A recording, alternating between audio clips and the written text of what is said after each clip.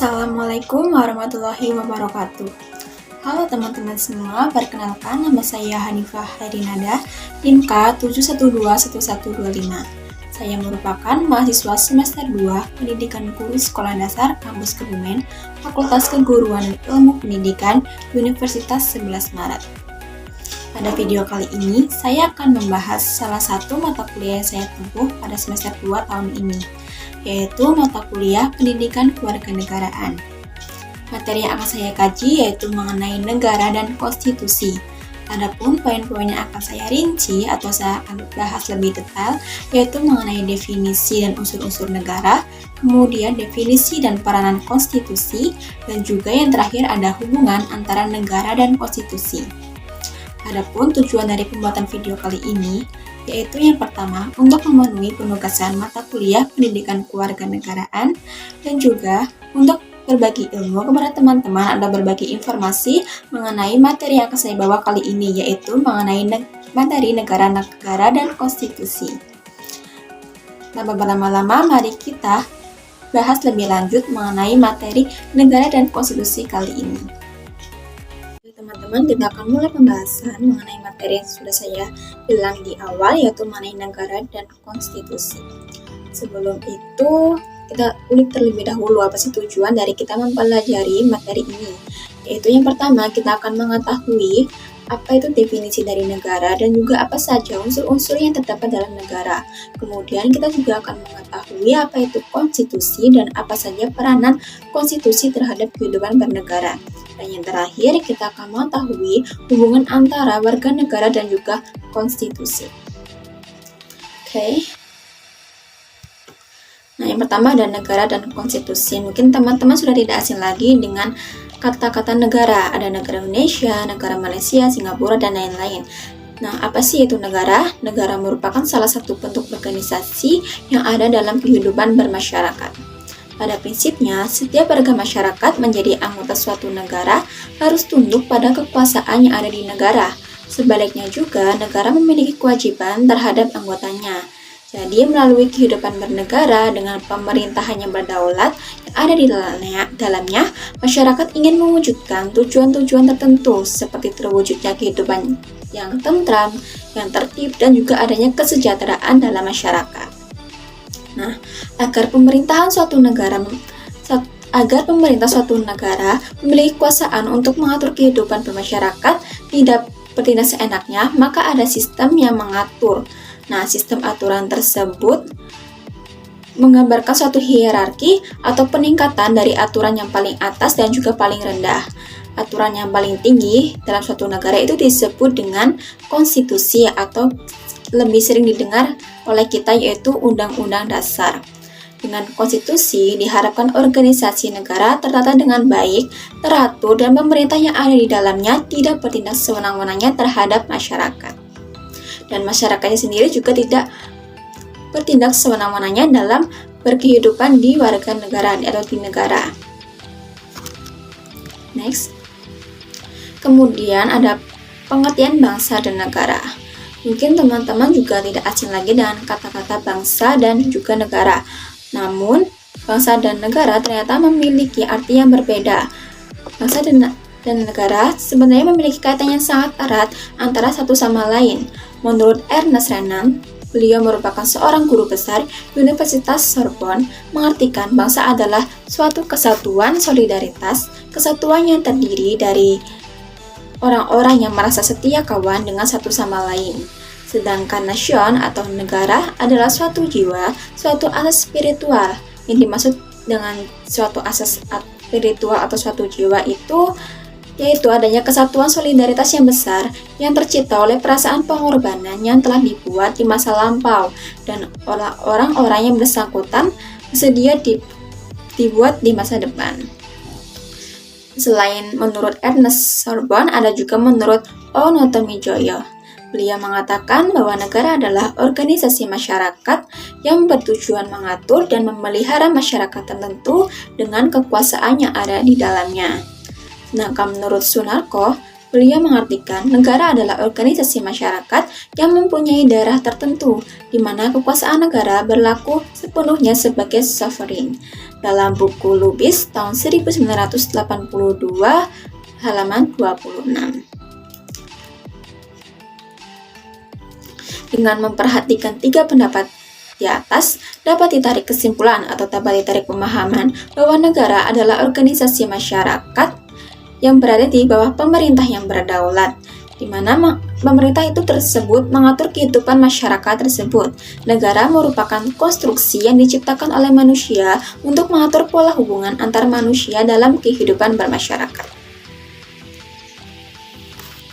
Oke.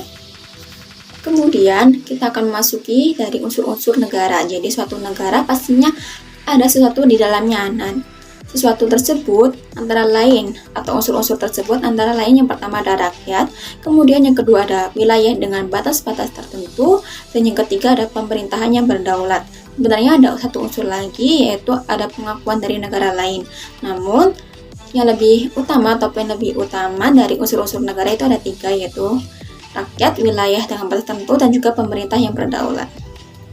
Oke. Pertama yaitu ada rakyat. Rakyat merupakan individu yang mendiami dan berstatus sebagai warga di sebuah negara. Dari suatu negara dapat dibedakan antara penduduk dan juga bukan penduduk. Untuk penduduk sendiri adalah orang yang bertempat tinggal menetap di suatu negara, sedangkan bukan penduduk orang yang bertempat tinggal di suatu negara untuk sementara waktu. Nah, penduduk sendiri yaitu terbagi menjadi warga negara dan juga warga negara asing. Warga negara adalah penduduk yang merupakan anggota yang sah dan resmi dari suatu negara dan dapat diatur sepenuhnya oleh pemerintah negara yang bersangkutan. Sedangkan yang lainnya itu disebut dengan warga negara asing yang hanya menetap di suatu negara tersebut saja. Perbedaan antara penduduk dan bukan penduduk, warga negara dan bukan warga negara terkait dengan perbedaan hak dan kewajiban di antara orang-orang yang berada di wilayah negara. Di antara status orang-orang dalam negara, tentunya status yang paling kuat dan memiliki hubungan yang ada dalam pemerintah negara yang bersangkutan adalah status warga negara. Oke. Terkait status kewarganegaraan, itu akan berimplikasi sebagai berikut antara lain, yaitu yang pertama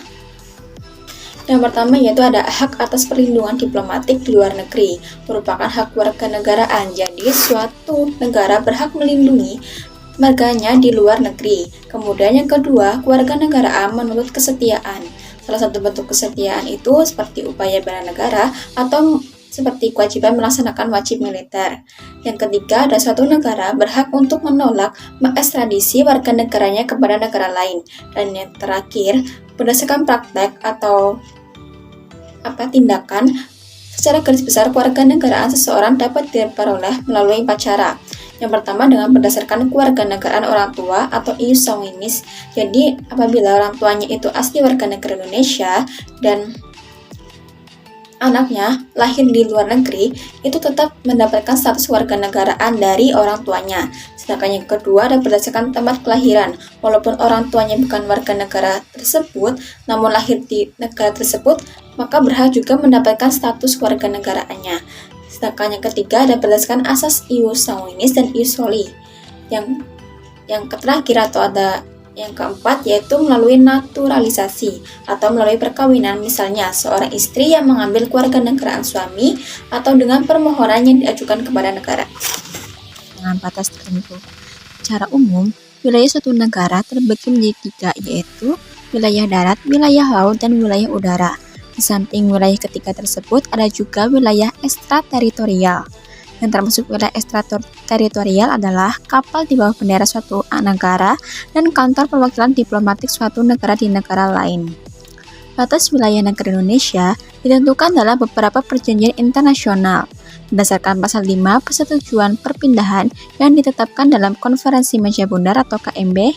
Perjanjian internasional itu sekarang berlaku juga bagi negara Indonesia. Perjanjian tersebut adalah Konvensi London tahun 1814. Berkenaan dengan wilayah laut, ada 3 batas wilayah laut Indonesia. Yang pertama, batas laut teritorial, yaitu bagian wilayah suatu negara dan berada di bawah kedaulatan negara yang bersangkutan. Nah, batas laut teritorial Indonesia adalah 12 mil yang dihitung dari garis dasar di mana jarak dari satu titik ke titik lain dihubungkan tidak boleh lebih dari 200 mil. Kemudian yang kedua ada batasan das kontinen, yaitu adalah dasar lautan baik dari segi geologi maupun segi morfologi merupakan kelanjutan dari kontinen atau benuanya. Nah, jaraknya yaitu paling jauh 200 mil. Kemudian yang terakhir ada batas zona ekonomi eksklusif atau ZEE, yaitu adalah 200 mil dari garis dasar ke arah laut bebas. Kemudian yang terakhir ada unsur pemerintah yang berdaulat. Kata kedaulatan artinya adalah kekuasaan tertinggi. Dengan demikian, pemerintah yang berdaulat artinya pemerintah yang mempunyai kekuasaan tertinggi. Kekuasaan yang tidak berada di bawah kekuasaan lainnya. Kedaulatan negara dapat diartikan sebagai kedaulatan ke dalam dan kedaulatan keluar. Kedaulatan ke dalam artinya kekuasaan tertinggi untuk mengatur rakyatnya sendiri, sedangkan kedaulatan keluar adalah kekuasaan tertinggi yang harus dihormati oleh negara-negara lain. Menurut John Bodin, Samakto, dan Krida Laksana, kedaulatan sebagai atribut negara merupakan ciri khusus dari sebuah negara. Kedaulatan merupakan sifat-sifat yang pertama asli dalam arti tidak diturunkan dari kekuasaan yang lain. Kemudian yang kedua tertinggi dalam arti tidak ada kekuasaan lain yang lebih tinggi yang dapat membatasi kedaulatan. Ketiga ada abadi atau kekal dalam arti keberadaannya tetap. Dan yang terakhir tidak dapat dibagi dalam arti hanya ada satu kekuasaan tertinggi saja dalam suatu negara. Pembahasan selanjutnya yaitu mengenai konstitusi. Kata konstitusi berarti pembentukan berasal dari kata constituer yang berarti membentuk, sedangkan istilah undang-undang dasar merupakan terjemahan dari bahasa Belanda grondwet atau grond yang berarti dasar dan wet berarti undang-undang. Jadi grondwet sama dengan undang-undang dasar. Atas dasar pemahaman tersebut, konstitusi disamakan pengertiannya dengan hukum dasar, yang berarti sifatnya bisa tertulis dan tidak tertulis, sedangkan undang-undang dasar adalah hukum dasar yang tertulis atau yang tertuang dalam satu naskah atau dokumen. Dengan demikian, undang-undang dasar merupakan bagian dari konstitusi. Kemudian yaitu adalah peranan konstitusi dalam kehidupan bernegara. Menurut C.F. Strong, tahun 2008, tujuan konstitusi adalah membatasi tindakan sewenang-wenang pemerintah, menjamin hak-hak rakyat yang diperintah, dan menetapkan pelaksanaan kekuasaan yang berdaulat. Sedangkan menurut Lord Price, motif yang mendasari pembentukan konstitusi adalah sebagai berikut. Yang pertama, keinginan daripada anggota warga negaranya untuk menjamin hak-hak mereka sendiri pada waktu hak itu terancam, dan selanjutnya membatasi tindakan dari penguasa di kemudian hari. Kedua adalah keinginan dari pihak yang diperintah atau pihak yang memerintah untuk menjamin hak rakyat dengan jalan untuk menentukan suatu sistem ketatanegaraan yang pasti yang semulanya tidak jelas. Yang ketiga, keinginan daripada pembentuk negara baru untuk menjamin adanya cara penyelenggaraan ketatanegaraan yang pasti dan dapat membahagiakan rakyatnya. Dan yang terakhir, keinginan untuk menjamin adanya kerjasama yang efektif dari beberapa negara yang pada mulanya berdiri sendiri dan nantinya menjadi negara bagian dari negara federal. Dan yang terakhir yaitu adalah hubungan negara dan konstitusi. Negara dan konstitusi memiliki hubungan yang sangat erat, di mana konstitusi merupakan dasar negara.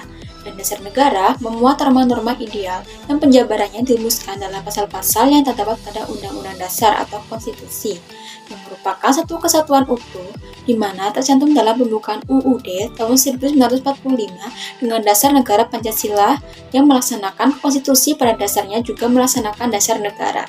Jadi itulah pemaparan materi pada video kali ini.